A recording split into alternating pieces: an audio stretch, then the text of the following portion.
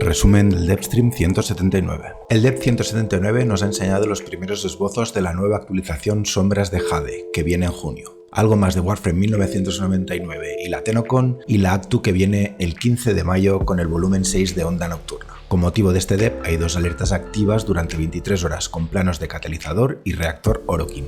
Comentan que la TennoCon será en torno a Warframe 1999 y han mostrado un poco del arte conceptual de los 2 proto-Warframes, Arthur, Excalibur, y Aoi, Mac, y del entorno del teaser que revelaron hace poco. Se ha enseñado el teaser del tráiler que vendrá la próxima semana con el lanzamiento de Protea Prime, el 1 de mayo, y por fin hemos podido ver al Warframe en el entorno del juego. A mitades de mayo, el 15, vendrá una nueva actualización de Onda Nocturna volumen 6, Nora Night, y las 2 nuevas armas de Liches de Cuba y Hermanas de Parvos, la Grimier Sobek Cuba y la Corpus Galaxion Tenet. Esa Onda Nocturna traerá 2 aumentos para las 2 nuevas armas, aparte de skins de Cedo, Nukor y Glaive.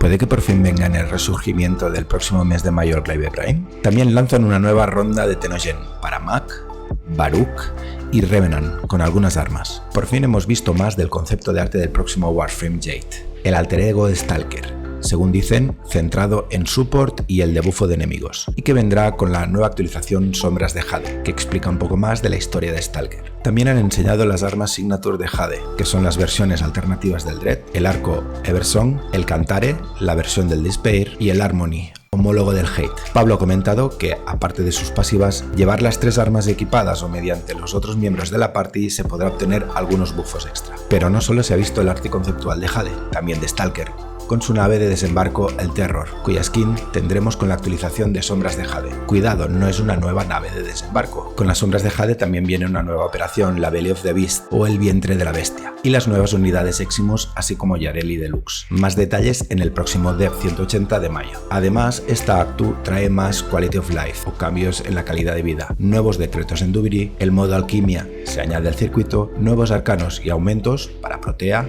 Corvex, Dagath y Sebagoth, cambios en la adquisición de los Necramech, facilitarán la obtención de bonos de deuda médica y aumentarán los drops de Stalker Sombra. Habrá más densidad de enemigos a pesar de que el host sean de consola, aumentos en los bonos de Netraceldas y Arquimedia Profunda que ahora darán también reputación. Se podrá jugar de nuevo la aventura de susurros en las paredes. Vienen cambios al escalado de los enemigos y a los efectos de estado. 3 cambios importantes. Armadura. El escalado de armadura de los enemigos obliga a que optemos o bien por quitar toda la armadura o no. Bajar parte de la armadura, por ejemplo aplicando corrosivo, en niveles muy altos no sirve de mucho, pues su reducción de daño sigue siendo enorme, por lo que van a cambiar la ecuación de la reducción de daño con respecto a la armadura para solventar ese problema. A la vez, bufarán la vida de los infestados y pasado level 70, bufarán la regeneración de escudo de los corpos. Como hay una gran variedad de tipos de daño y tipos de vida, escudos y armaduras, que lo hacen complicado para los nuevos jugadores a la hora de memorizar qué tipo de daño hay que usar para cada facción, van a incorporar sugerencias de tipos de daños en la información del nodo que vayas a afrontar y van a simplificar las debilidades y resistencias de cada facción.